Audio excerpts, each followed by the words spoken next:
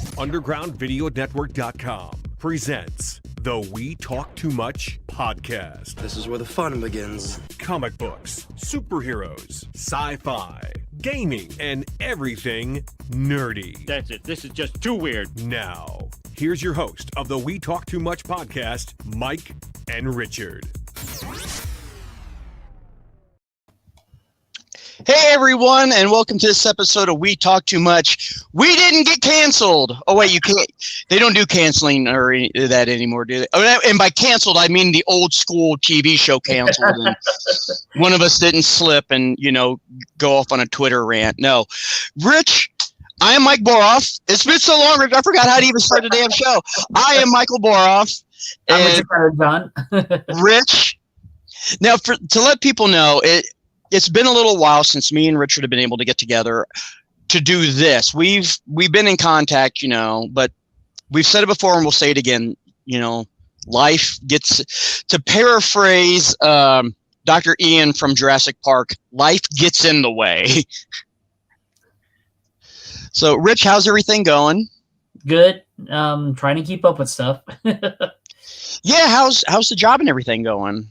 Good. It's been something for the last few weeks or so, but it's what it is. So. Yeah. Oh man, we have got this is going to end up, Richard, this is going to be one of those episodes where it's just like I could give two shits less if anybody's listening. I need to talk to my buddy Richard. We have got so much stuff to get caught up on. And I think let's just jump right into it, man. The big thing, Doctor Strange and the Multiverse of Madness. God, man, dude. I went to the theater, Richard, twice. It's been a while. Wow. Since I've gone to the theater twice, because the first time I saw it, you'll appreciate this, Richard. I saw it with my niece and my nephews and great nephew and Lima. Totally enjoyed it. Great crowd. Loved seeing it opening weekend because it really did have a really good Marvel crowd. You know what I mean? Oh yeah, definitely. I saw it on Thursday. But I ended up just shortly thereafter going back to see it again just because it was one of those movies where you missed stuff. Oh yeah, there was so much in it. And then and it's been so long, Richard. Do we even need to warn people about spoilers? Because seriously, people, it's been like a month. It's been like a month. Spoilers don't even. I mean, everybody spoils right away. I mean, just look. I mean, I know I'm jumping ahead a little bit. Obi-Wan this week was ruined. Yeah. So that's all I got to say. The main press people jumped ahead and was spoiling. Yeah. Right. So yeah, I think Doctor Strange. I think everybody have seen it. I mean, look how much money is pulled in. Yeah, and I'm currently shooting in my Lego room, which everybody can't see really good, but Lego has been. I love Lego, love it, but they have been historically known to drop a spoiler on their sets even before the movies come out. Like the one that gets the most attention is when they released the airport set from Civil War, and oh look, there's Giant Man. God damn it, But there was one that they kind of except this one. I was really disappointed after watching the movie. The eyeball doesn't come out, but I'm going to fix that. But it was really. But it didn't turn out to be what everybody thought it was going to be. Nope. The only other thing that came with the set that it wasn't a spoiler because it was already announced, but it was I was so happy. Little America Chavez. Oh man. And the thing is coming out on Disney Plus in a couple more weeks, so Yes, June 22nd, I believe, is the official release date. Yeah, I mean that's pretty good, really. Yeah, and here's the thing, Richard. Here's how much I really enjoyed it. I saw it at the theater twice. I am going to watch it on Disney Plus when it comes out, and I can guarantee you when the 4K Blu-ray comes out, I sure as shit am going to buy that one. Which I can't say for the last few Marvel movies. Don't get me wrong, I still enjoyed them, but they're there on the plus for when I want to watch them, you know. But I think Spider-Man was pretty good. That was the last. Oh no! You're absolutely right. No. I did buy Spider-Man, which I don't know if we had talked, but buying Spider-Man when it came out on 4K was worth it just for the special features alone.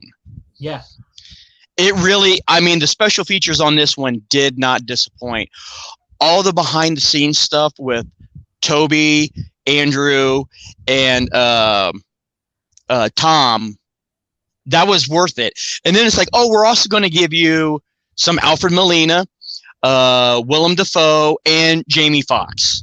And I was a little heartbroken for Thomas Hayden Church. I'm like, come on, man, Sandman was in this too. He wasn't doing anything that day, but all that behind the scenes stuff, dude. Alfred Molina is a comedic goddamn genius. I love that man so much. And he usually plays the heavy roles. He's had a few light roles here and there, but he's really good at playing the heavy. His comedic presence has not been fully tapped yet. That man is great. But at least we got Doctor Strange over with, you know. Yeah. Absolutely loved it. One of the things that was really kind of, no, I wouldn't say divisive, but one of the quote unquote complaints that I'd heard people talk about was, if I wanted Evil Dead 4, I'd have just went to watch I'd have petitioned to have Evil Dead 4. You know what? Screw you. I love the fact that you could tell from the get-go that it was Sam Raimi. Right. This movie Sam Raimi lent himself to this movie. He was perfect for directing for that movie. Yeah, it worked. You know, Doctor Strange went, you know, a little bit darker than movies. You know, Marvel movies haven't really been this dark, you know, but you know, it went everywhere. That was the crazy part, you know. Yeah, it went from lighthearted fun, like when Stephen Wong and America are at the little cafe and they're talking about Spider-Man, and the first question she asked was, well, where did the web come out of? You know, it's like, you gotta love those callback jokes. Gotta love it. I loved it when they went to the Paint universe. Oh yes. Which, speaking of Richard, I gotta tell you this. If you haven't got a chance to find it yet, I saw a great clip. It was of the scene where him and America are walking past was Memory Lane. Remember where you could step up and it would replay your memory? Someone had edited in the behind the scenes of the Hobbit, or the Vengeance of Smaug, but where Benedict Cumberbatch played the dragon. Oh yeah, and he even did the mocap for the dragon. Somebody edited in the behind the scenes mocap footage, him on all fours crawling around in the mocaps. You got my treasure and blah, blah, blah, blah, blah. They fit it in so perfectly because he's like, yeah, we ain't got time for this. It was like, God damn it. That was brilliant. Something for everybody to look up. I will be heartbroken. I don't know who's responsible for making it. You know, it was probably just some guy or girl or some person in like their basement, you know, with some Photoshop, but they need to contact that person and get permission to put it on the DVD because that belongs in the movie. But yeah, man, it was one of those movies where even the second time around, it was hard to, and I mean this in a good way, it was like hard to wrap your brain around. It was just like, there was a lot of stuff. Yeah. And here's the thing that really got me, Richard. It's very hard because even when you try to avoid spoilers and such, it's still hard to be completely surprised at a movie. And I mean, I think we all knew from the previews. Okay, we knew America Chavez was going to be a crucial role in it. We knew Charles Xavier was going to make a cameo. You know, that voice was Patrick Stewart's voice is iconic. We knew that. People have been picking apart the promo. It's like, okay, that looks like Captain Marvel. It's probably going to be, you know, Monica Rambeau. Okay, we got that. Even in the preview, we got to see Peggy Carter. Right. Which I respect the fact that they didn't go like full face, but let's talk for a moment about the people who cut together that preview. Really, we had to go. Look, I'm not complaining, but we had to go right for her ass. No. Seriously, come on, man. And like being an Ant-Man cosplayer, I was like, I could not make the joke. But the moment that my jaw literally hit the ground was when John Straczynski came out as Reed Richards. Oh, yeah. Because it wasn't even like hinted toward, but people, it was one of those like perfect casting, you know. It started off as like not fan fiction, but like fan art, where people were like, he would be perfect. Look, you know, and they went right after. It was like they took what the fans wanted to see, and it was just like, yeah, we can do that. The suit, the hair, he was perfect. Oh, and yeah. It worked. And my jaw literally hit the ground. I really was not expecting it. And it was an oh shit moment for me in the movie theater. I was like, and it was another nice little touch where we knew Xavier was going to be in it, but they full on went right for the 90s animated Charles Xavier. That his hover chair, there was no denying. And I caught it the first time. The second time I watched it, I was prepared for it, and I wanted to absorb it even better. Was when they was playing the iconic 90s animated shows theme song. Just ba-da-ba-da-ba-da-ba. I was like, oh my God, they went there. And I love the touch with the Black Bolt, you know. Oh, the fact that they got that actor to play him again. I know, because he was busy, because, you know, he just started Strange New Worlds and stuff, so, you know. Yep. And it was one of those things where I'm blanking on his name, even though I really do like the guy, Richard. I know you're. Thank you. Yes. I thought, okay, Inhumans sucked. Casting was great. The execution was terrible, but he played a great Black Bolt.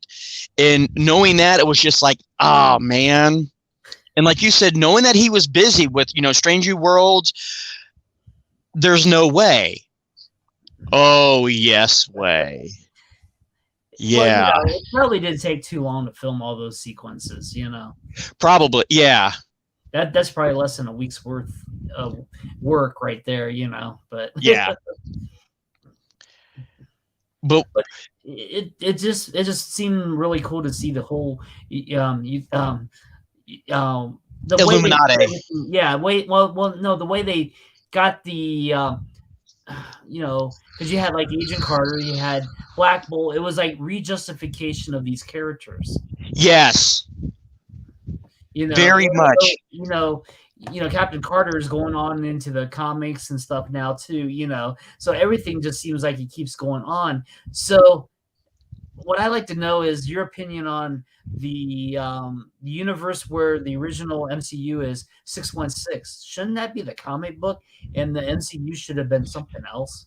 I agree with you. I mean, them saying the 616 was kind of like a nice little Easter egg nod, just not quite executed perfectly. Right, yeah. They should have acknowledged the 616, like you said, as the as the comic book universe. Well, that's what I would have done, you know. Yeah. But, you know, it's like they're thinking that the two's the same, but it's not, you know. It just doesn't work that way, you know. Just look at all the stuff that's falling out, you know, but it's one of them things. It's a little your little Easter egg that didn't quite work for some, and I didn't think it worked. So yeah, I just wanted to express that. And it would have gotten difficult to. It was a nice little throwaway Easter egg, but I like that they didn't dwell too much on the numbering because it could have really easily bogged everything down a little bit.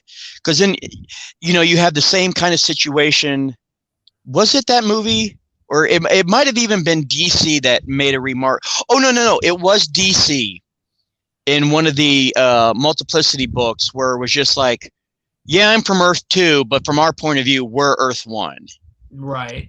You know, who the hell is going to agree to call their universe anything other than one? Like, yeah, we're Universe D. Like, bullshit. We're number one, you know. Yeah, I like it how they use the character of Dr. Palmer, you know. She became this multiversal expert, you know, instead of just a surgeon or whatever, you know. That was a neat interpretation of the character beyond the normal, you know. So yeah, she wasn't just the lost love interest of Stephen Strange. She had her own character. She had her own thing going on. Yeah, importance. Thank you. Yeah. Because I think it really helped that doppelganger of her was like this person who knew all about the multiverse and could help Doctor Strange. Yeah. A little convenient, but at the same time, you know. Yeah, it was. What's that phrase they say it was a Peggy Sue? Oh. Where, you know what I mean? Or yeah. But it still worked. It wasn't. They did her right. Yeah. They did her right. It wasn't just like, oh, we need this character. Oh, throw her. No. They really did make it work. Yeah. Well, you know, look at Scarlet Witch and what they did with her. Jesus. Let's talk about that for a second, Richard. I mean, because we all, before going into the movie, everyone had there was going to be two kind of frames of thought. One was, she was going to go toward the darker side, but that was when we still thought this was going to be more, you know, that, she was going to go to the dark side, no pun intended, but, you know, maybe something was going to bring her back. Or the other prevailing thought was, she's snapped. Yeah. And I'll give the editors credit for this when they did the commercial, showing that scene of her in like the cherry blossom grove was a really nice red herring, pun intended, because then when she snapped and everything just went to hell, you know, this wasn't a pristine green grass, blue sky, you know. It was at that moment we all realized, oh, we're going there. Yep, we're going there. Yeah, what they did with the character and stuff, so it actually completed what was set out in the TV series, you know, because she was losing her mind. And then she went over to the dark side, basically. You know, it was a better Phoenix story than, you know, the X-Men show, you know. Yes, great point. Yeah. You know, and John Byrne wrote a series during the West Coast Avengers. Remember when she snapped during that time frame and stuff? So it was paid off a little bit of stuff that's already been kind of done, but it really felt like its own entity. This whole storyline really, it took a little from the comics, but it was almost its own thing for the MCU. You know, I think the storylines now are starting to progress and is building upon the MCU universe itself instead of just relying on the comic books. Yeah, you're absolutely right, because it was like the first few phases were fresh, and they were drawing from the comic books, but now we have so much history and backstory and things to draw on from the previous movies. They can step away from that now.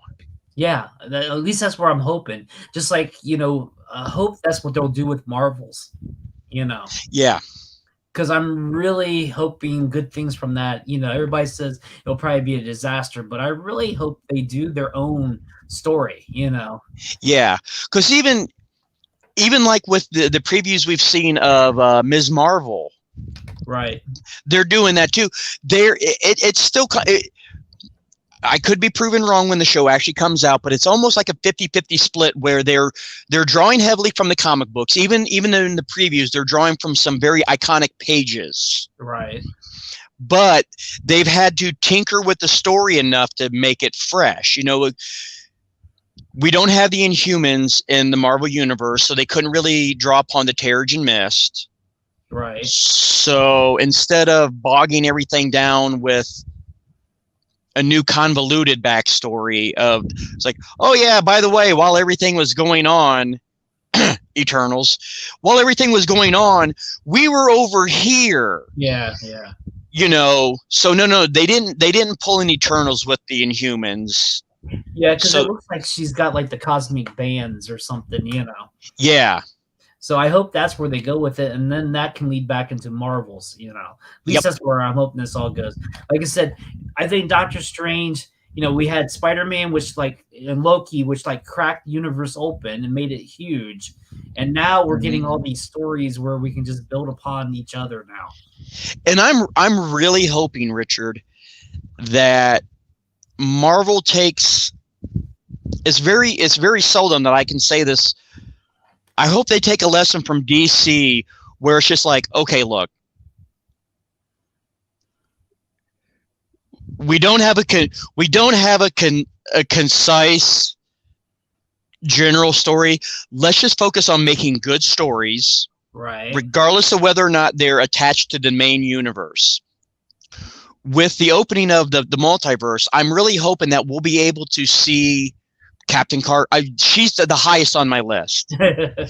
Captain Carter, and then the Fantastic Four.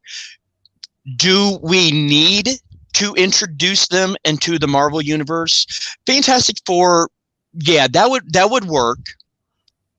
But Captain Carter, I want to see a Captain Carter movie or miniseries that is just its own thing.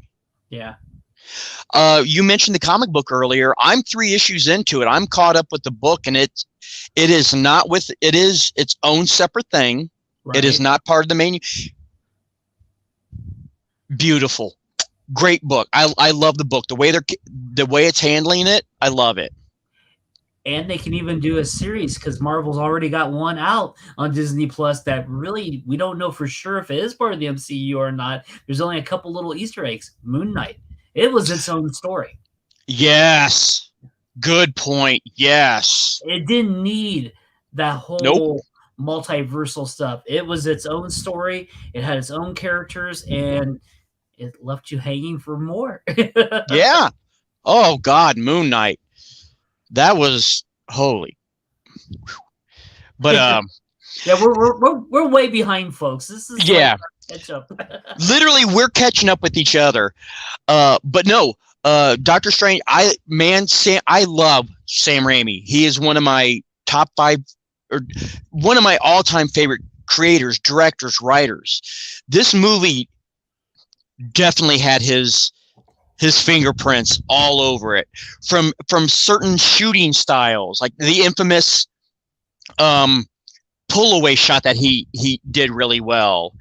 Yeah. To the this is, I hate to admit this, Richard, but I'm going to admit it. The big reason why I went back and watched it the second time was when I was talking to a friend of mine about how Sam Raimi is infamously known for throwing in his old Delta 88 into every single movie.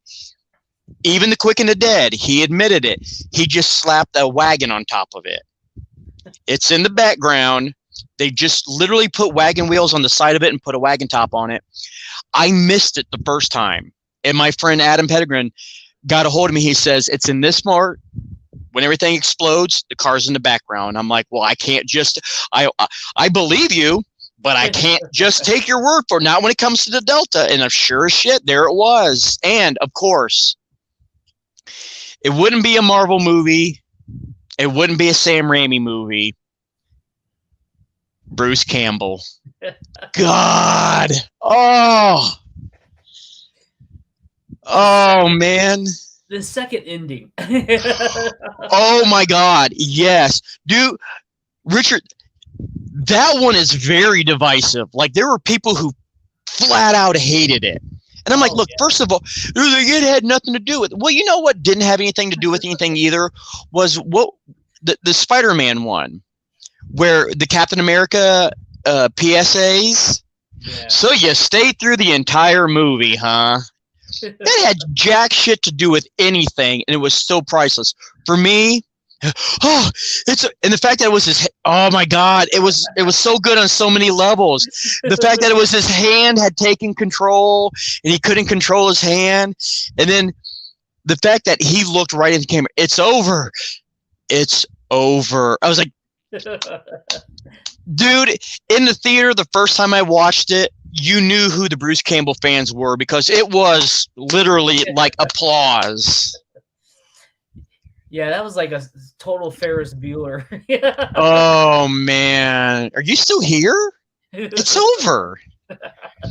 Go home. Go home. Yeah, oh, God, yes.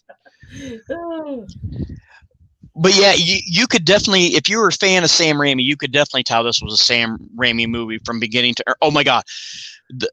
Just the creepiness. Like, nobody else, even if the story was already in place, nobody else could have pulled it off. Like, when Wanda breaks into the Illuminati, and you know the red background, and she's all kind of bloody, and yeah, dude, I'm telling you, I am a horror movie fan. That one actually made me go, ooh, like, damn, girl, it's a visible shiver. It was well done. Like, I was legitimately terrified for everybody else when Wanda came walking in. Yeah, and even the battle between the two Doctor Stranges using the musical notes and stuff. Oh my God, that was so dope. That was, oh man. The visual, you could tell the visuals was all just Sam Raimi, you know. Oh yeah. What he wanted, you know, so. And I mean, even at the beginning of the movie, when we first met America Chavez, and we met her version of Doctor Strange, which was very much the Defenders. Yeah. Dude, between me and you, Rich, I'm already looking at that costume. I'm like, I have friends that do Doctor Strange, and it's one of those, you know, it's like, you're my good friend. I don't want to step on your toes. If I could find a good wig. But when I saw the Defenders costume, I was like, the gates open. I can do. Oh, I really am. And the other one, Richard, too, was, honest to God, when Reed Richards came out. No. Dude, not only was I in chills, but as a cosplayer, I looked at his costume and went, yep. Yep, I want that suit. You know, he's got, dude, come on. I mean, seriously, you know, beard with a little gray in it. You know, there's a wig out there somewhere. I don't have very much luck with them, but, and I'm not going to do the goofy thing. Okay, I might. Figure out a way to make flexi hands. Slinky. Oh, Slinkies. It's like, hey, no, I'm not gonna do that. I'm not gonna go the Roger Corman route. You got that one. Hey, that was good. the hand out of the limousine at the end, Richard. I know. You know what I'm talking about. Oh, yeah. But it did. That door literally opened so many doorways into possibilities, because spoilers, people, everybody in the Illuminati got the shit kicked out of them. They're dead. Yeah. But that doesn't mean that there's not another similar version to them. Yeah. You know. I hope a little bit that's foreshadowing of what could happen, Me too. But that's wishful thinking, and like I said, I think a lot of that was done just as re-justification for some stuff that's already presently been done, like the Inhuman series and all that stuff. I think they just did that as a nod, saying, wait, we can really do this if we want to. Yeah, Black Bolt is the prime example of that. Okay, we screwed up. We saw how bad it sucks. We own it. Here's our apology. Ansel coming out in that perfect suit, looking perfect the way that he did, was an apology letter to the fans. You know what I mean? Yeah. Yeah, I just hope that this whole Doctor Strange is like the jump on point for what's going to happen next, because we'll go into that first ending, the after credit type thing, when he gets the third eye and stuff, Oh, so they are taking a little bit from the comic books. Yes, and I had to explain that because I won't be that guy and say, because everybody, a lot of my friends know I'm very heavily into comic books. If I don't read something religiously, I won't try to be that hipster guy like, oh yes, I remember quite well in episode. No. I love Doctor Strange.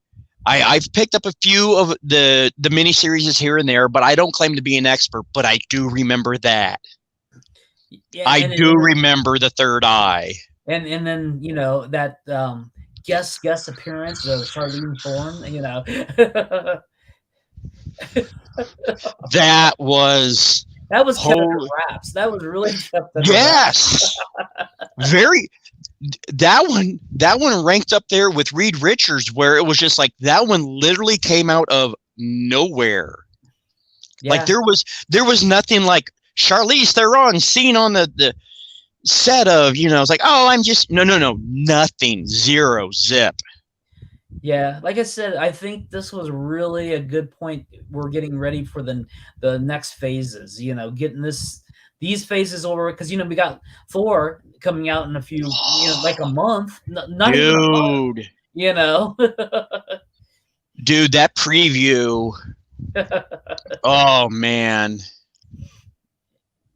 It's just gonna be fun, I think it's gonna be a fun show, and I think that's why I think Ms. Marvel is releasing first to get us back into that fun Marvel, before we go into Thor.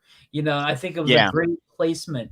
Them rethinking this, because we had Spider-Man and Loki, which gave us the multiverse. We had Doctor Strange. I know that was kind of reversed because I think originally Doctor Strange was supposed to come out first, then Spider-Man was supposed to happen originally. Mm-hmm. And I think with COVID and stuff, they had to retweak things around because Spider-Man production had started first or something, so a lot of stuff was shot, and now it's all lining up better. And then now we'll get the Ms. Marvel, then we'll get Thor. So we're getting back into that little bit lightheartedness, what I'm saying? Yeah. And that happens there, and then we can move off into the couple different directions, like Marvels and stuff, Well, you forgot to mention going along with the lightheartedness, the more entertain. I'm not saying it, the movies aren't entertaining. Yeah. Lighthearted fun. She-Hulk. Yeah. That trailer. Even they've already started tweaking her animation on her. Because, because I think they rushed that trailer a little too fast. Yeah, I mean, come on, people. They wanted to get the trailer out. 9 times out of 10, what we see in the trailer, first of all, is hardly ever in the movie, and it's hardly ever the finished product. Right. I think they wanted to get that out because of the Disney conference that was out that weekend when they released the. Yes. So and they need to show their investors what's coming up is what they need. Because Disney needs money. They have investors. They get money to make what we see. So we go spend money on the stuff that they produce. It's how it works, folks. Yeah. And then, of course, we know for sure we're getting a Daredevil series now, which will be inspired from the Netflix, supposedly. So Charlie Cox is signed on, man. So it's And I mean, how could they not, Richard? Because he was in Spider-Man, and there was no ands, ifs, or buts about that. Yeah. You know, they didn't even try to make Charlie Cox look different. You know, like red hair or, you know, no. Here's Matt. Yep. Yeah. I just think it's going to be a continuation, it should work. I know they kind of know what they're doing. They have all their crossovers, in play for a reason. They just don't do something on the whim anymore, and they've never really done anything on a whim. They've always had strategically placed to get you ready for the next something, Yeah. And I know when that first was all starting, we kind of thought, well, is this going to hurt the movies in the long run? And it has sort of for a casual viewer, because you might be going into something that you might not know totally nothing about. Yeah. But if you're all, 100+ movie. Oh, wait, it hasn't been quite that many. But you know what I'm saying. You're talking 30, what is it now? 30-something properties, right? Damn near. Yeah. So, for a person who does seen it all, is getting a huge story, Yeah. Well, think about it like this, especially this was one of the first times we'd seen it where like you said, not watching a show didn't really hurt, but it took away from Doctor Strange if you hadn't seen What If. Right. Because especially with Peggy Carter. Yeah. If you didn't watch What If and you weren't familiar with Peggy Carter as Captain Carter, right?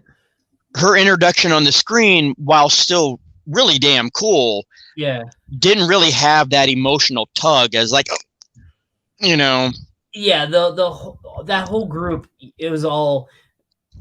You had to know the history to understand what really was going on. If you saw it, you might understand some of it because you probably know that Patrick Stewart, was Charles Xavier. You probably might not know who Black Bolt was. Right. Mr. Fantastic, it's kind of known because you had the cartoons and stuff like that. So a lot of people has seen stuff on TV. Plus the other three. I almost forgot the one that we don't want to remember. 3 Fox movies, but I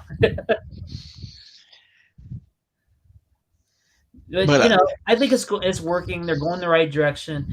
Moon Knight, we finished it up, and it really is something. What would you think of it?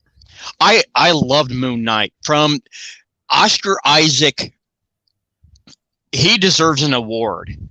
Because we've talked about this before, Richard, outside of the Marvel properties, we've talked about Doom Patrol before, and I've given so much praise to the actress Diana Guerrero, who played Crazy Jane, and her ability to be in the middle of a sentence and snap into a new personality flawlessly. Now, she had a little bit more of it in Doom Patrol than what we saw in Moon Knight, right? But his ability to still be able to go from character to character between Mark and Steven,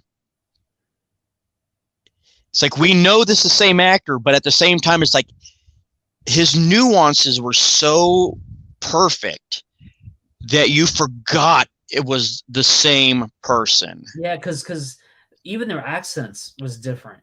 Yeah. That was pretty cool. He could play the 2 different parts and stuff. And then we got to see Wonder Woman. I mean, yeah.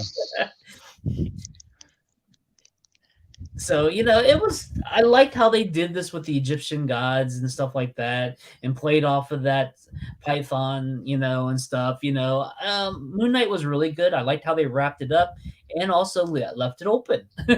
Very much, because, I mean, with the introduction of who we knew was coming along,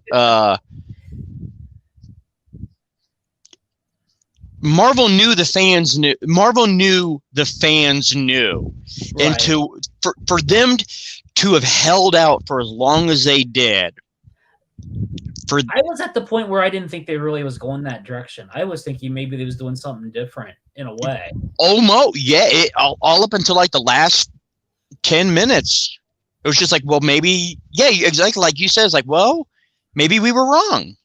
Yeah, maybe they weren't. And then here comes the guy pushing the wheelchair, and you're like, you sons of bitches, you did it. So now, does this leave it open for Moon Knight to be in other properties, or will he get another series? Or will it be something different? Between me and you, Richard, I want to see a series. Yeah, because that story is one of those stories that can't be told in just 2 hours. Right. Because, I mean, think about it. Just the story of how I said it wrong last time we talked about it, Richard. Shish kebab, Kanishku, the big birdie guy. I can look at it and not say it right. It's not that I don't know. It's just, but the fact that he was smart enough. He's like, okay, I agreed to let Steven and Mark out of the deal, knowing full damn well number 3 was in the back going, we're still good. we're still doing this.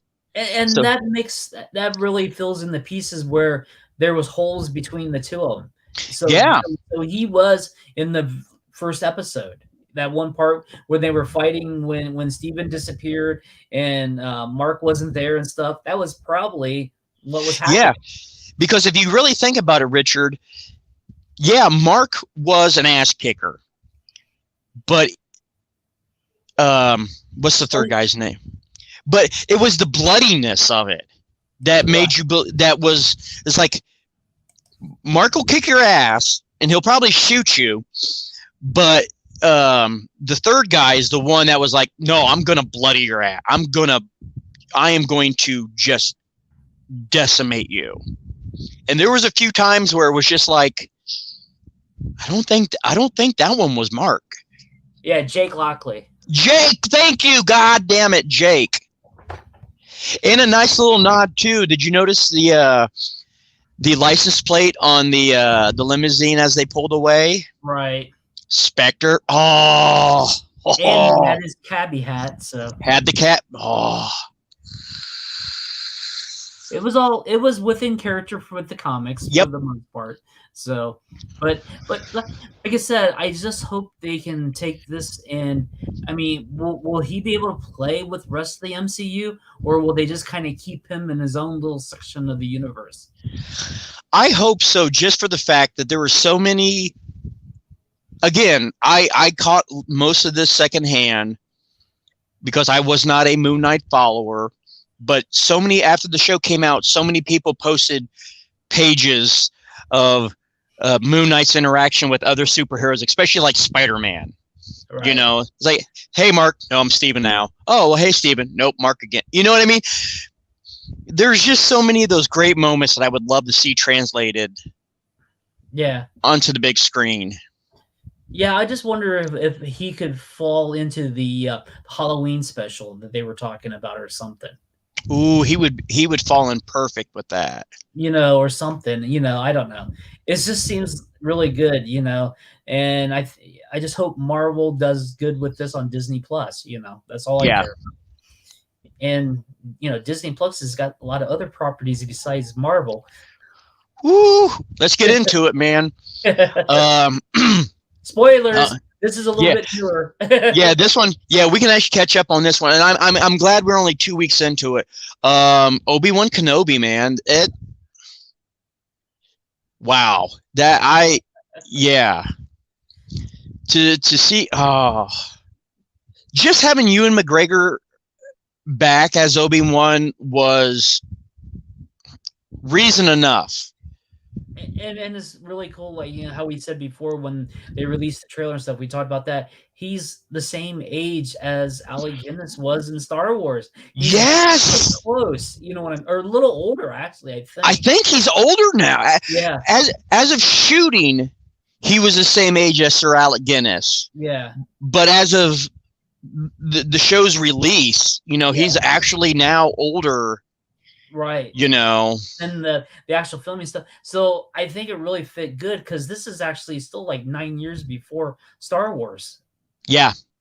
So we still got a little time left, and seeing, it's just what they're doing, filling in that little bit of taking, like, weaving between episode 3 and episode 4, giving it like a little bit more connection, Yep.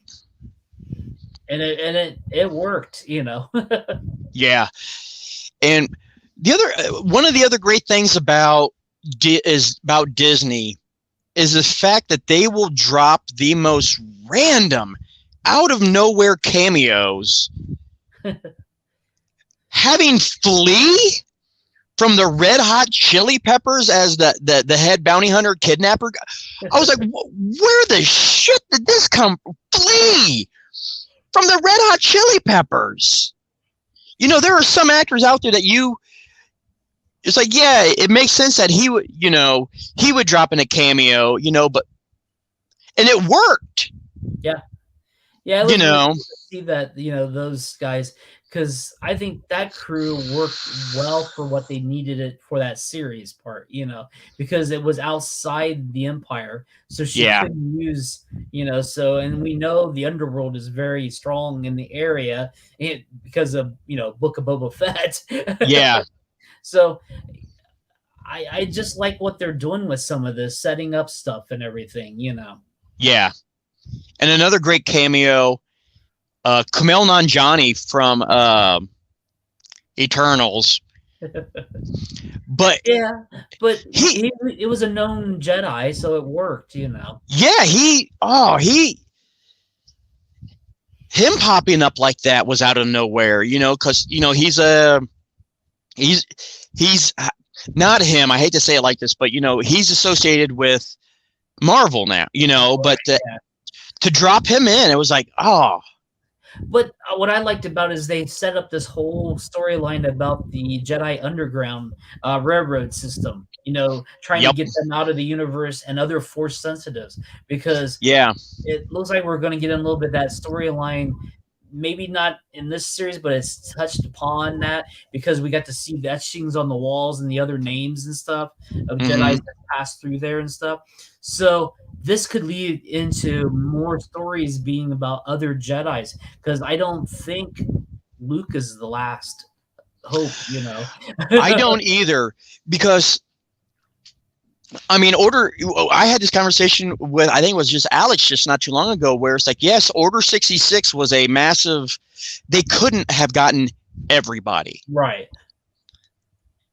There's no way, because first of all, the idea that there was enough clone troopers with every single Jedi, enough to overpower them, is statistically just an improbability. Yeah. Well, like some of them had slipped away before that and stuff like that. So there's other stories out there, Ahsoka, Yeah. And then there's, and then so how does this in the long run will affect the other 3 trilogy that took place later on, And I love the fact that we didn't go with the Skywalker. We went with we went with the other Skywalker who's not known as Skywalker. Oh my God. One little thing that I was disappointed and proud of at the same time was, especially when they were showing the flashbacks of Order 66 in the Jedi Temple when they showed the younglings. Oh yeah. That would have been a great yet overdone moment to show Grogu like in the background. Yeah. I don't think they wanted to do that yet. I think they got his story, and we're going to see a lot of that's going to happen in Mandalorian 3 or 4. Yeah, because they already started writing 4. Yeah, because you couldn't argue that it would have fit, because it was at that time. Because we know from Grogu's flashback through Ahsoka that he was there. You're right. So you couldn't argue that it was forced. No pun intended, but they didn't take the easy route. They didn't just say, hey, the fans are going to love it. No. Big temple. He was over here. Yeah. Yeah, that's why I think what's going to happen is like with the Ahsoka series and stuff, because we'll get the Rebels. We've already known that more of the Rebels will be Yes. in there and grown and older and stuff, you know. So and that takes place after the Return of the Jedi. So, you know, Which for really diehard fans of Rebels was one of the great announcements that they made during Celebration is when they were doing the Ahsoka panel. Frickin' Chomper come wheeling out. A real life practical Chomper came out. It was just like, it was like, yes. Yeah, like I said, I just want to see Star Wars go in these directions. I want to see a little familiarity, but I want to take it beyond what they've been doing, you know, and I think that's what's been set up, and I just want to see that happen, you know. I don't know, like with Obi-Wan right now, we're getting the taste, because my favorite part was in episode 3 when they're on that transport going through the desert, and he slipped and called her Leia. And go back and say about her mom and stuff, and then when she turned, he goes, "You knew my mom." You know, it was like no. What was even okay? Let's put a pin in that and just go back just a second. Young Leia. First of all, the young actress they got to play young Leia ranks up there with Patrick Stewart being cast as Professor X. That was perfect casting. The way they wrote her too was excellent. I firmly believe, I'm not a very spiritual person, but I firmly believe that it's somewhere in the cosmos, Carrie Fisher looked down and was watching that episode and was just like, you can really tell that Leia was Padme's daughter. Oh shit! Yeah. Oh yes. You know, I mean, that whole little sequence of her just rushing off, doing what she thinks is the best, is exactly Padme. You know, so But no, you are absolutely right to go back, and I liked all the little nods that they. Again, it was a nice little Easter eggs where if you really go back and you really watch the episodes, I had to be shown it, but a lot of the costume choices they made, were very mirroring of like when she picked up the green tunic or whatever. Yeah. Well done, sir. Well played. It was a nice nod, but not in your face. Yeah. I got the hair like up a couple times. You could tell it was straight, you know. From one era passing into the next era, you know, and I just think with her, it explains a lot how she knew Obi-Wan Kenobi. Yes, better than anything, because in Star Wars 4, you kind of got the sense that she did meet him, but they never really said that straight outward. Because, like, you know, help me, Obi-Wan, you're my only hope, and stuff like that. It gives a whole new meaning to all that. Yes, and what I would really like to see, Richard, is because at the time during the show right now, he's very much Ben. I'm Ben. Ben. I'm hoping that by the end of the run, there's a moment where he's like, "You can call me Obi-Wan." Oh, that'd be cool. Yeah. You know what I mean? Because why in Star Wars would it be like Obi-Wan Kenobi? You're my. If she knew him as Ben, why wouldn't she said Ben? Right. I'm hoping for that nice moment where it's kind of like by him acknowledging the name Obi-Wan, he's re-acknowledging I'm a Jedi. Right. Yeah, because you know she would have heard the stories from her stepdad. Yes. You know, and got a lot of the legend behind the scene, and then to actually see him save her and do this for her and stuff, you know, I could see that emphasizing in her hero worshiping Obi-Wan. Yes, you know what I'm saying, in a way, and just think that's could be the spark that's part of the rebels, you know. Yeah. Yes. And again, talking about young Leia and the excellent writing, they genuinely got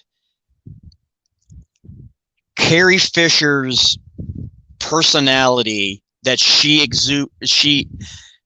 brought forth in the Leia so well done in that character, because perfect moment. Like, remember, if anyone asked, I am your father, grandfather, maybe. Like, Mother Trucker, that was such a goddamn Leia thing to say. That was perfect, grandfather. And the young actress's delivery of it was so Leia. It was so perfect. Yeah. But yeah, you're absolutely right. One of those moments, Richard, where, I watch TV a lot, and it's very seldom, I get a real genuine reaction to something. But in the back of that transport, when Ben said Leia, I literally, Richard, went, oh shit. Yeah. I meant her mom. Yeah. Yeah. He was just talking about the mom. But I really do hope that, in a way, that these 6 episodes, and they don't do any more. I hope this is just it. Yes. I really don't want to see any more. This is all I need to see. If they want to do a couple comics or something, or anything animated, they do another Rebels or something in between, that's fine. Because, we got to see Obi-Wan fight Darth Maul in, Rebels, So, yeah. So that happens. So this is happening before that and stuff. So it all ties together. We don't need to see every 5 seconds of his life. This little tale within is like a linchpin between the two. You know what I'm saying? And that's what I would like to see, And another nice thing that we got to see in Obi-Wan is very similar to what we saw in Rogue One, where we got to see Darth Vader be the badass on screen that we have always been led to believe. Right. In Obi-Wan, not only did we get to see him be a badass, because in Rogue One, he's annihilating soldiers. Right. In Obi-Wan, we got to see how genuinely terrifying he is in general. When he snapped that kid's neck, that person's neck. No. This isn't just a soldier to be afraid of. No, this is a being. A force of evil, yeah. Yes. I mean, when he pulled that woman out of the house, or, the house. Yeah. And complete civilians, just because he knew it was going to pull. This is a being that will stop at nothing to get what he wants, and civilians be damned. Yeah. It's just he knew he was there and just did what he did as evil, Yeah, I mean, he was just murdering civilians. Oh my goodness. Yeah, I hope these next 3 episodes are really good. Yeah. Because I know it got started a little rocky on the first episode, so I was kind of happy they put 1 and 2 out at the same time. Yeah. I think they did that on purpose, because I don't think 1 was as strong as they really thought it would be. Well, they saw how well it worked for WandaVision, because that was one of the big reasons why they probably did the first 2 episodes of WandaVision together, because as an individual story, the first episode was kind of like, where are we going? Yeah. Am I really okay? Second episode, we're right there. Right. And so yeah, I like that they moved it back to Wednesday. Yeah. Even though I kind of forgot, what was it like? I'd seen it again because of bad spoilers. I'd seen a couple key moments in meme form already before. I was like, wait a minute, that Wednesday. Son of a bit, Damn it. That's like I get that on Wednesday, and then Star Trek drops on Thursday. Yeah. So it's really, I just think, Disney is doing what they need to do with Star Wars, and hopefully these guys can keep it going for what they need to do. So yeah. I say we keep going, Richard. Let's pull us out. We got so much more. Yeah, that's all right, folks. We're going. We're going. Where are we going? I begrudgingly, Richard, the CW. Let's get it out. Okay, let's get the bad out of the way. Flash still sucks ass. Holy crap! How? Okay, here's one of my biggest issues, Richard, with the Flash as a character now. We've gotten no growth. Yeah. Arrow, we saw Oliver Queen going from a cold-blooded murderer to a teammate to a team leader. We saw this character grow perfectly. Flash is still hitting the one-note joke where it's become a joke, Richard, where every episode it's, Barry Allen, I'm an asshole. Uh-oh, I learned my lesson. Sorry about that. So many years into it, we're still getting that. We're still getting it. And then the whole stuff with Iris and her time disease or whatever. Yeah. I wish they would just go ahead and bring the Legends in during season 9 and just become Legends. All right, Richard. You open this can of worms. I know they're not, because they said there's not enough time. So okay, this is for the CW. For the listeners, I'm hiding my middle finger. How dare you, CW, just cancel Legends of Tomorrow without giving us a final season, if not even a final flipping episode. I still think something's going to happen, probably over HBO Max. They'll probably do some kind of Legends movie or something still, I really do think they'll do something to wrap stuff up, because I think once CW gets sold, there's just nothing left. You know what I'm saying? We need to put the CW verse out of its misery. Yeah. They killed it.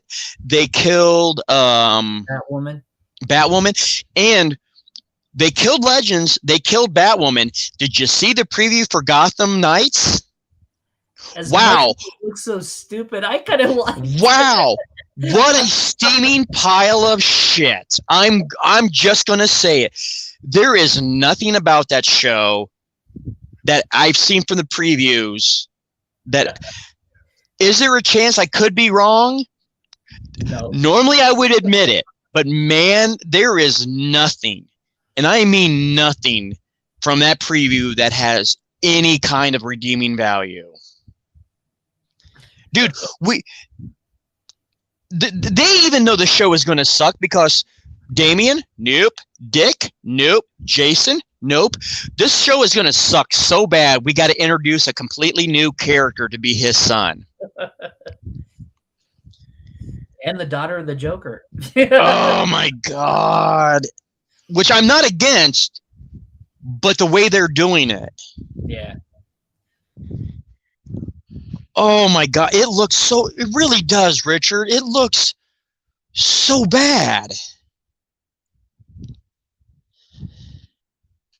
You still there, bud? But it does. It looks so bad. And I mean, when you've got properties like Titans and like Young Justice, these stories. I understand the idea of wanting to branch out and create something new off an existing property, but man, they are really going about it just horribly. And it was like it added insult to injury when it was announced that, we're canceling Legends with no season finale, no final season. We're canceling Batwoman in the same way, but here's this really steaming hunk of pile of garbage instead. Why couldn't? Who was the executive that made the decision to cut the funding for these shows and cancel them and parlay all that money over to Gotham Knights. It's just I don't know. But evidently it's just me, so I'm just going to go ahead and keep talking. Hopefully, Richard, you're getting your way back. Superman, The Adventures of Superman and Lois. Oh, Rich, come back soon, Rich. The Adventures of Superman and Lois. I officially do not associate that show with the CW universe. It's on the CW. It is a superhero show, but the quality of that show is leaps and bounds far better than anything that the CW has put out. Consistently great episodes, consistently great character development. It's just, it does Superman right, because I am a diehard Superman fan, and one of the things I've always tried to, I don't want to say justify my love for Superman to these people is no, I don't love Superman because of his superpowers. I don't love him because he can fly and he's invulnerable and heat vision. I love Superman because he is a Superman. He is an inspiration. He is the epitome of good. And he has his flaws. And Superman and Lois really does a great job of showing the humanity of Superman. And I can't recommend the show enough. But all right. Well, it would appear that Richard has unfortunately completely dropped off. Hey. Hey, there he is! You son of a bitch! You waited until I was just getting ready to end the episode, and oh my god, dude! Wait a minute, is this Richard or is this Evil Universe Richard? Because the lighting is completely different. Like all I see right now, Richard, is your head. Is it the Zordon? I'm on my phone. Oh, my camera on my died. My camera. Okay.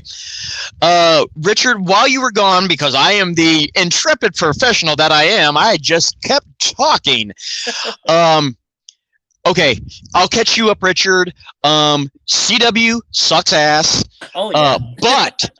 But I was talking about Superman and Lois. Here's my stance. Superman and Lois does not have anything to do with the CW universe. It's a superhero show on the CW. That is where it ends. Yeah.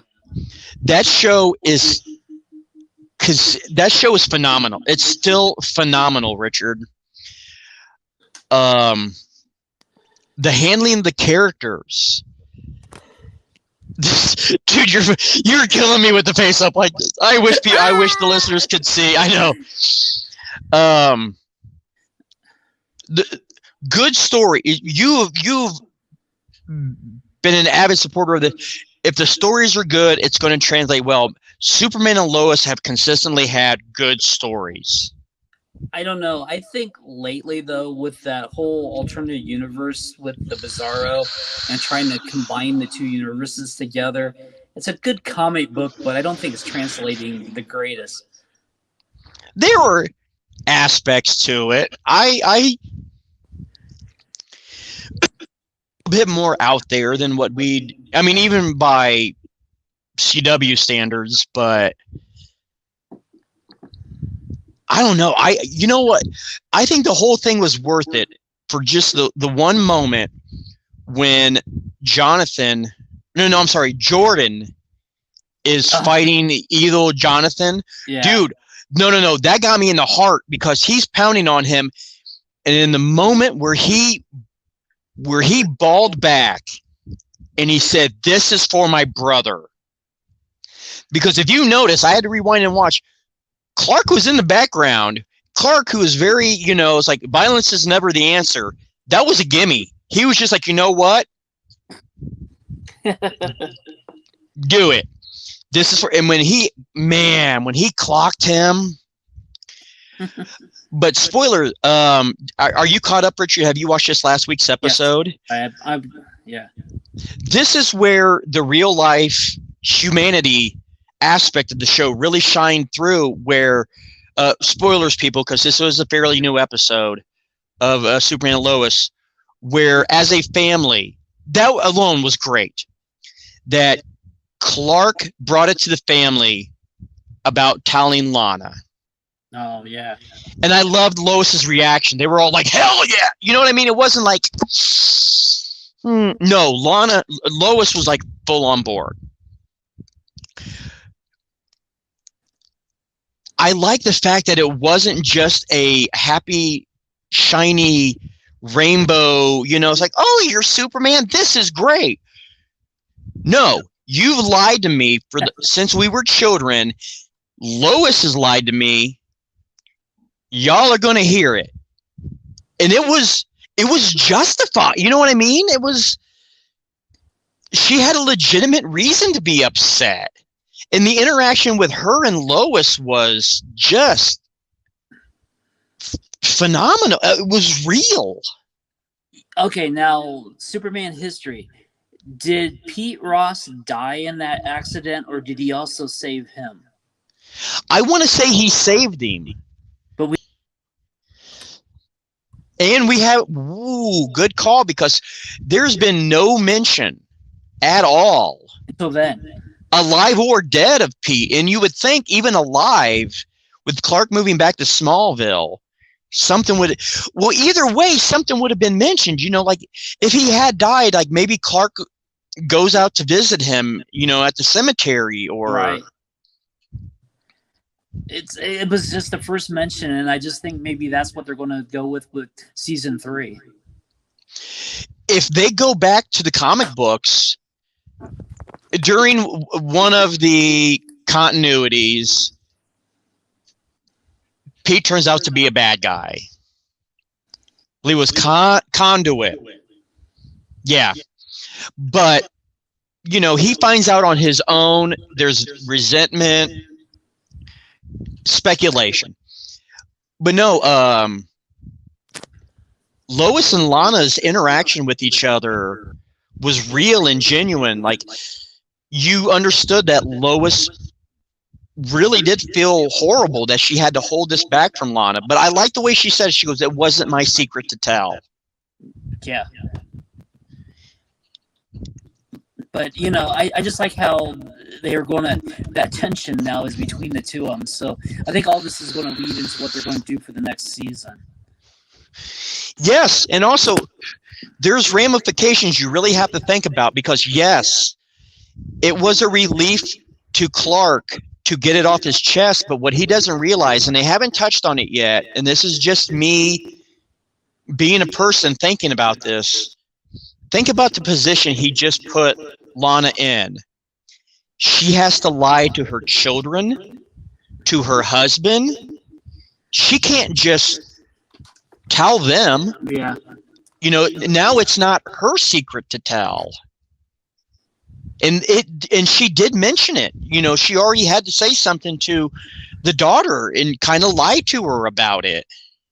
Well, yeah, and even with the, her ex-husband, or they're going to get separated or whatever, it's going to cause tension, Yeah. But it might save her in the long run. Who knows, Yeah. But no, just Lois, I love that show. I really do. And well acted. I did like how they acknowledge the oldest running joke ever about Superman is like, it's glasses in his hair. How do you not notice? Even Lana was like, how have I not noticed this? And it was kind of like you see what you want to see. Yep. And they left it at that. Because I remember vividly, Richard, and I have the issue, this was decades ago, God, I'm old, where Lex Luthor hired all these scientists. Lex was certain that Superman had to have a secret identity. He wasn't everywhere at all the time. the scientists deduced by their supercomputer that Clark Kent was Superman. Lex said, "The hell with that shit. You guys are fired. There is no way." Yeah, because he threw like the clipboard through the computer or something, didn't he? Yes, he did. He refused to believe because he refused to believe that this godlike being would live such a meek and humble life. It was beyond his scope. Yeah, yeah.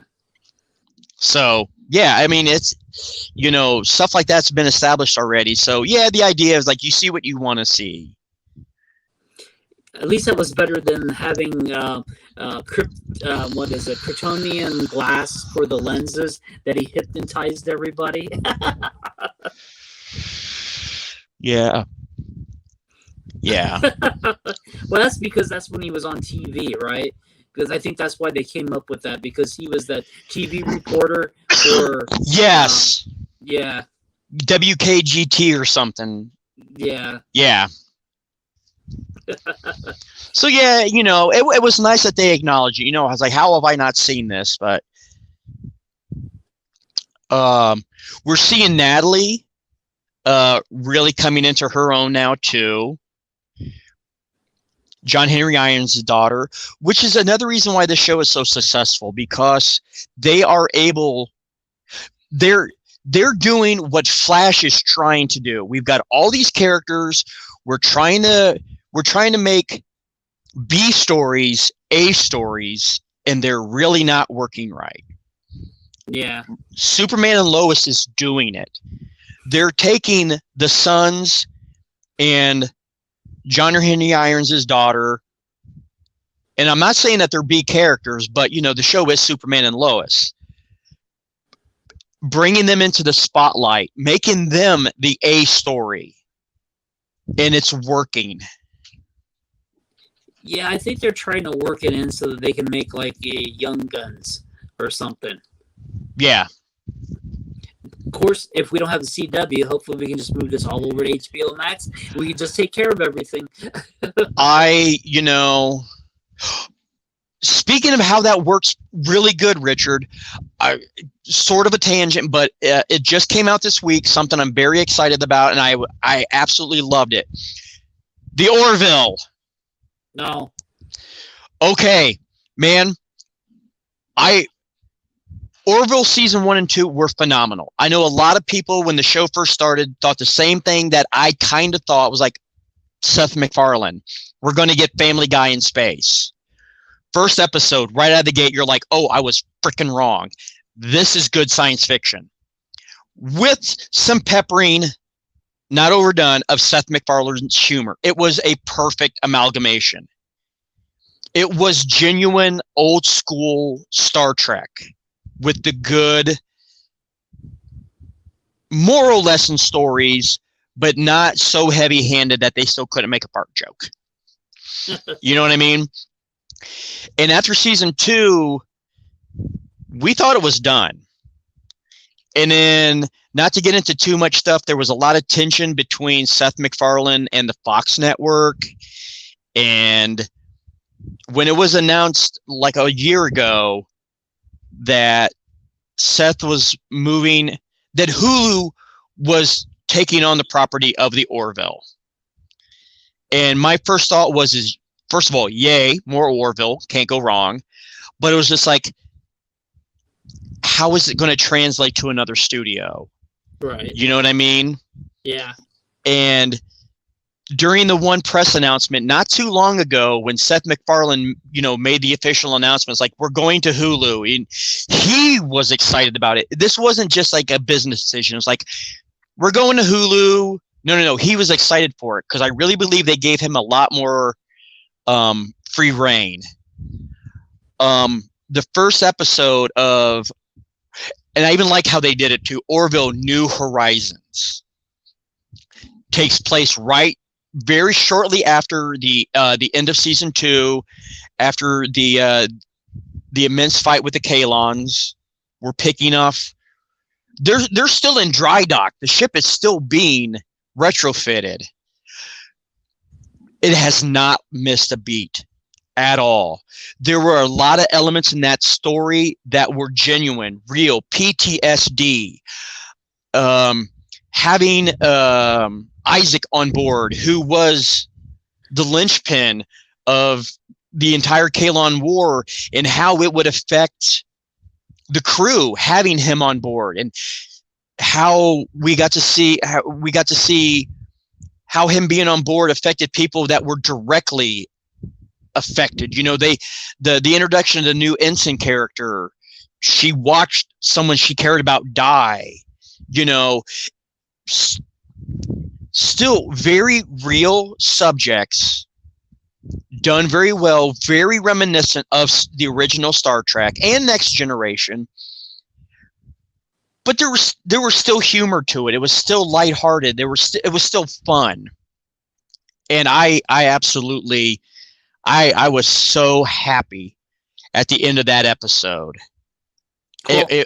Yeah, I loved it. I was absolutely excited but it goes back to what we were saying, Richard, how there's that fear of taking one property, established property, and moving it over to a new network.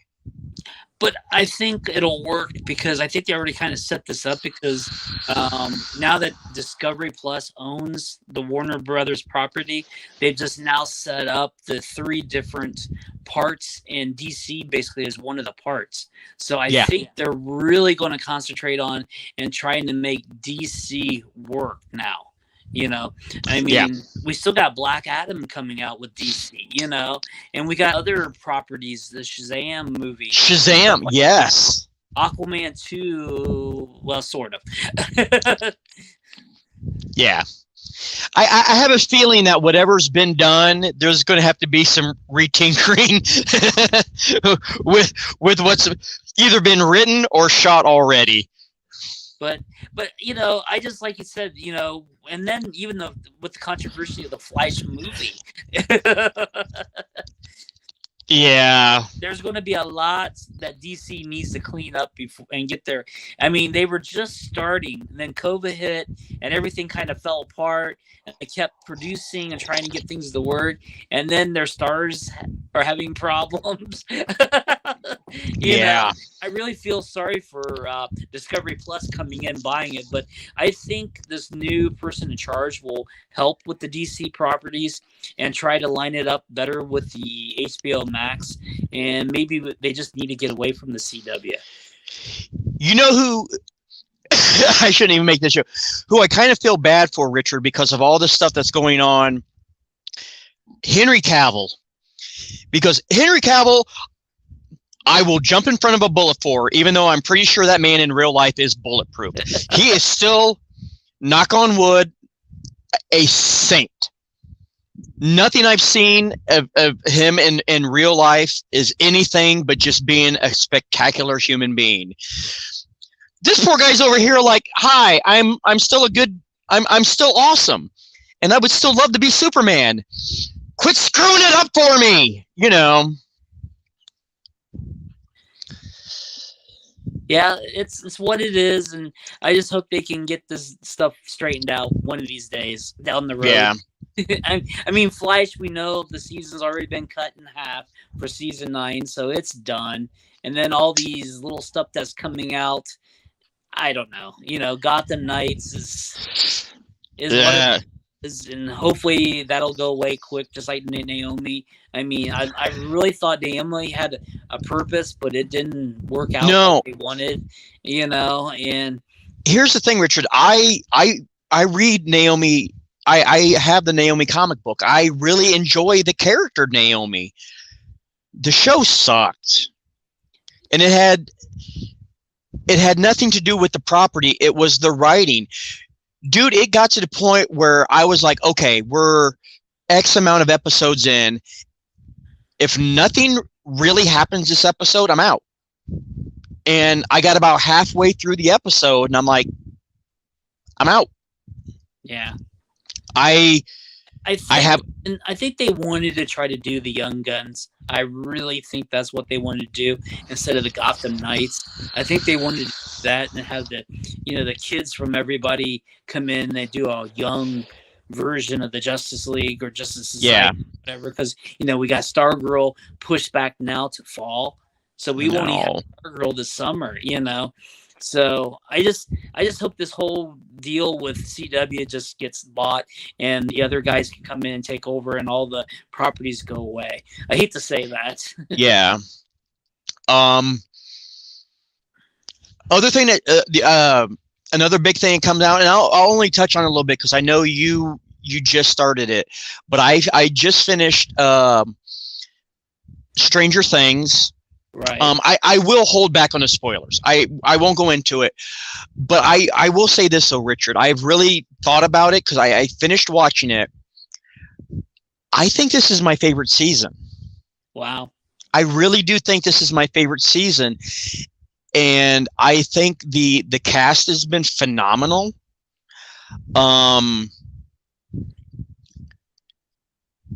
There's no spoiler, but season 4, maybe this season so far has been my favorite season. While it's a great ensemble cast, let's be honest, 11 has always been the main character, for lack of a better definition.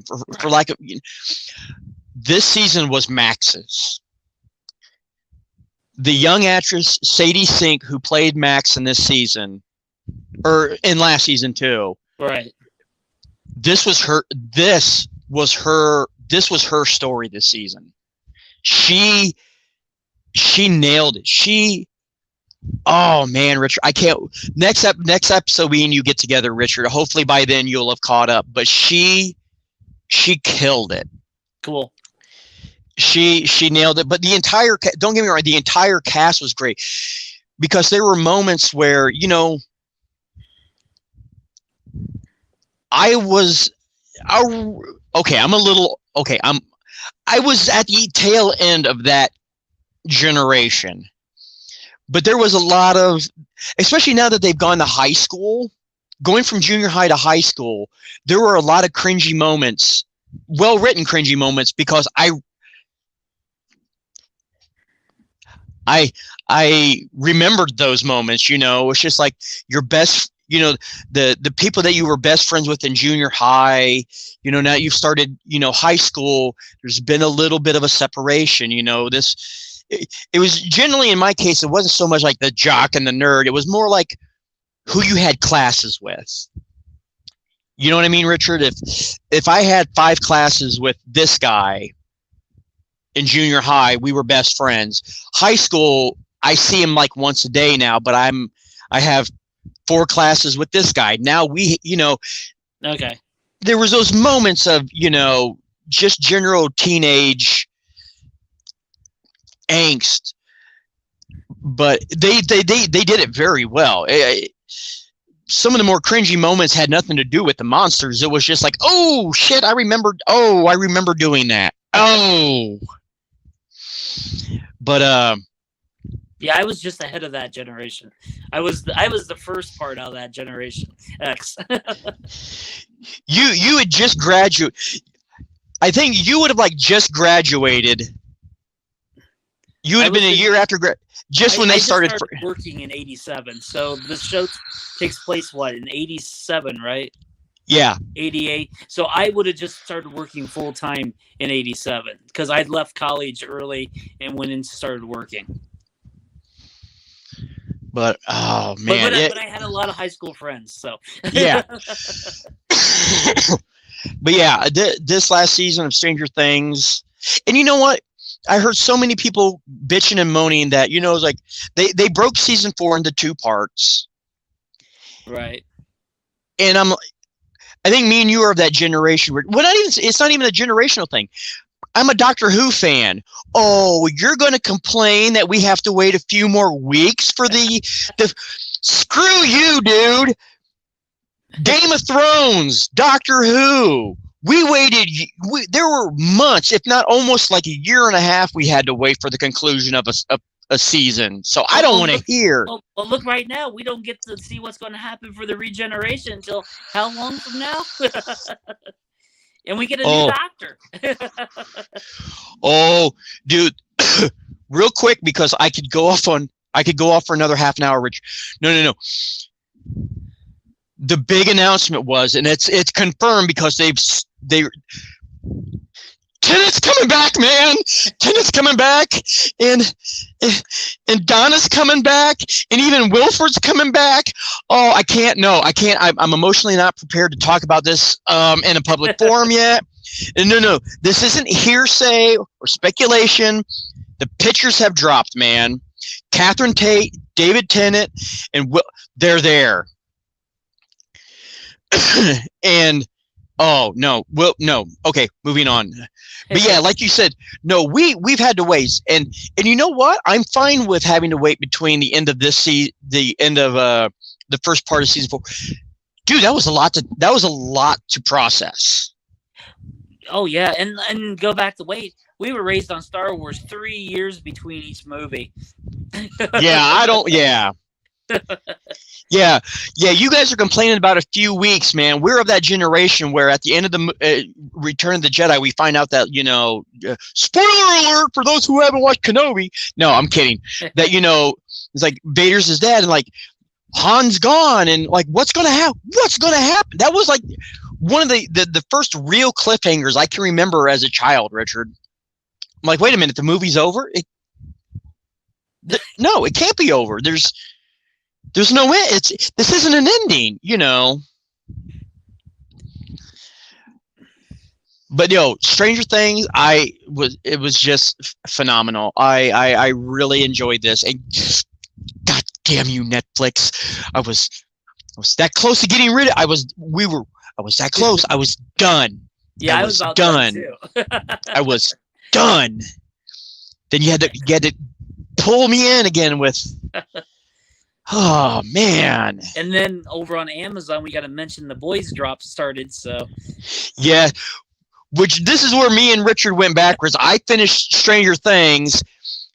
He's caught up on The Boys. I finished Stranger Things, and I haven't started The Boys yet. Yeah, we didn't realize. I had to see The Boys and talk about. Yeah. I know. No spoilers, but yeah. Yeah. Here's one thing I am excited for, Richard, because I saw the official episode titles and like their runtime. Right. One of the episodes is titled Herogasm, which for those of you that are just casual, that are just fans of the show, Herogasm.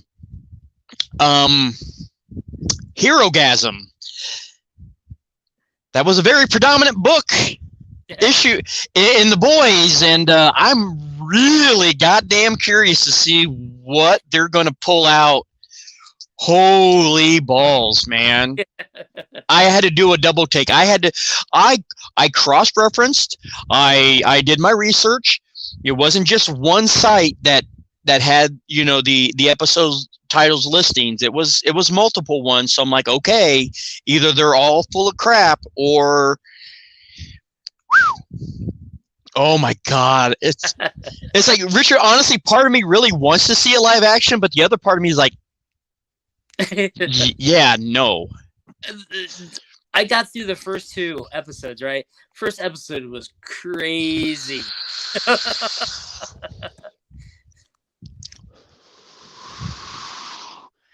I am just there is so much about this season I'm looking forward to, especially Jensen Ackles, man. Oh my God, everything I've been seeing. Like, did you see the little PSA thing that they showed of the like drugs are screw? Okay, I'm usually really good at separating characters from actors, but it's really hard after like damn near 20 years of seeing him as Dean Winchester dropping the F-bomb.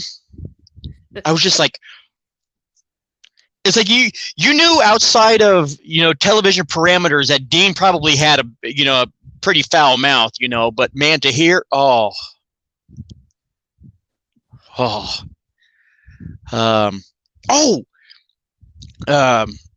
you got anything else, Richard, before I start to go on a rant? No. Okay. just a couple quick things, and we will wrap this up. Comic books. We talked about. We didn't talk about Witcher. That was the other property that I'm super excited to see more of from Netflix, to the point where I'm almost like I'm going to cancel Netflix until Witcher comes out. I was almost there. I'm also a huge fan of The Witcher, the TV show, the video game, and the book. People, guess what? They're different properties. They're allowed to be different. Is the show like the game? No. Is the show exactly like the book? No. Is the game like the book? No. Deal with it and move on. They're all great. I am also a huge fan of the books. I have actually read the books. And one of my favorite stories, it was one of the shorter stories in the original books that they did translate fairly well to the TV show, was the story of Nibelheim. It was basically the author's reimagining of Beauty and the Beast, which in the TV show, we saw, the beast and the castle that does everything he wants, and instead of Belle, it was the Bruxa. It was done very well, but here very recently, and I will give a description for the people that are listening. A hardback. This isn't even a trade. It was released as the entirety of this short story called A Grain of Truth, that tells that story of Geralt. I'm not even, because I admire the man too much, the author of the Witcher books. I respect you too much to even try to butcher your name. It's like, no, not going to do it. This just came out like a week or so ago. It is hardback. It is a trade. It's not a collection story. It is a self-contained comic of that particular short story. And I highly, highly, highly, highly recommend this. One other quick thing I wanted to mention was I had mentioned it like a month or so ago, Richard, when I picked up the game Horizon Forbidden West, which was I'm holding up the cover for those that can't see. Horizon Forbidden West was the sequel to Horizon Zero Dawn. This is an outstanding, amazing game. If you love the first one, you're going to love this game. If you haven't played the first one, shame on you. Go get it. It's super wicked cheap. It might actually be, if you have PlayStation Pro, one of the games of the month. Here's the kicker, Richard. Long story short, this is the way my luck works. This was the only game I really gave two damns about when they announced the PS5. I never got to get the PS5. As everybody knows, they were impossible. Didn't care. I got the game. Beat the game. 96% completion. That's how much I love this game. I'm not a completionist. Witcher's close. A couple weeks after I beat the game, Richard, just this last weekend, found a PS5. So the one game that I actually really wanted for the PS5, I conquered and then got the PS5. But I'm going somewhere with this. After I got the PS5, I put this in, did it. It does have the PS5 upgrade. Holy shit, does it have the upgrade? Wow. After I got everything downloaded, I jumped right into my game that I left on the PS4, and it took me like 5 minutes of just spinning Aloy around looking at everything. Here's the news that just dropped. I found out today that just dropped this weekend.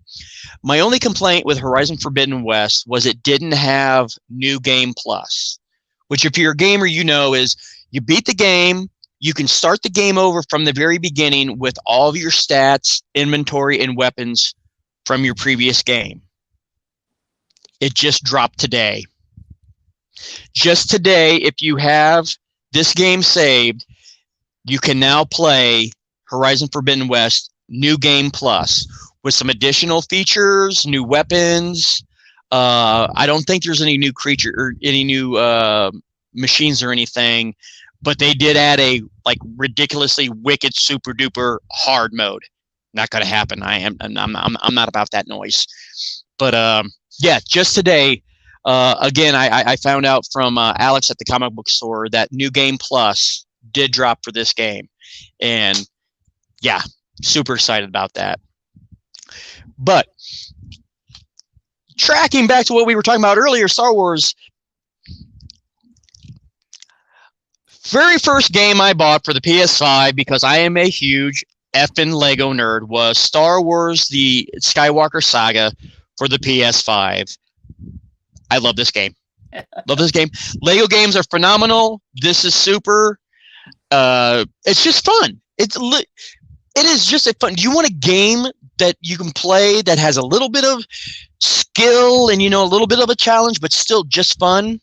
You can't go wrong with these games. So, and oh my God, on the PS5, Richard, I don't care if anybody's listening, dude, the graphics. There are certain times where like they're really close up to a character. You can see the plastic texture. Oh wow. And the seam marks. Oh my God. So, yep, that is literally all I have, Richard. I haven't done anything else besides, oh, look, speaking of Lego Star Wars. No, that's a whole other. He just held up a new Lego series. Yes. They just released, I'm holding it up. I'm not even sure what they call the series, but it's iconic moments from the Star Wars franchise. This is the trash compactor scene.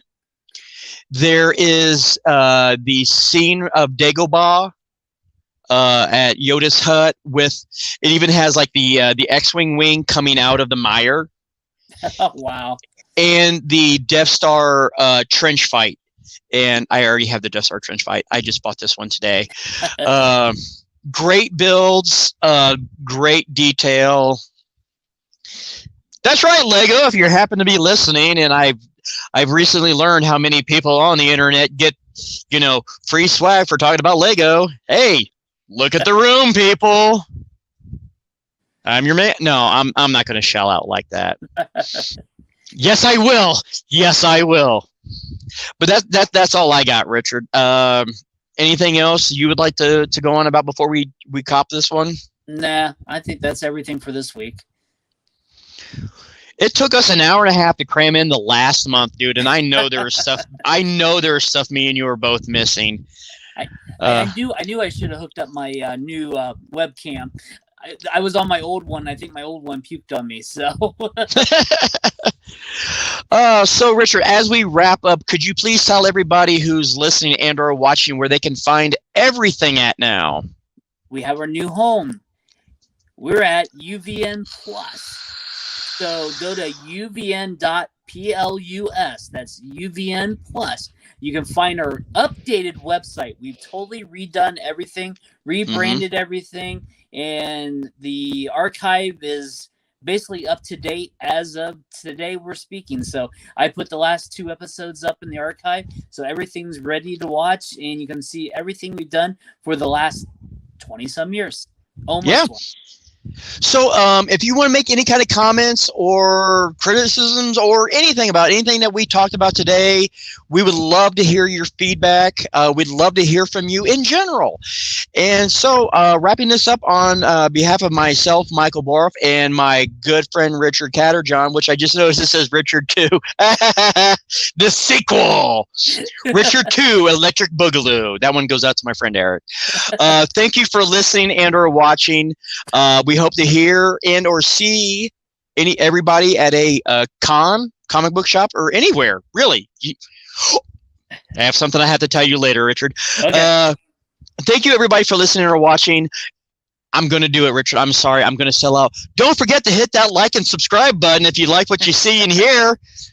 So on behalf of Richard and myself, Richard, kindly press the button.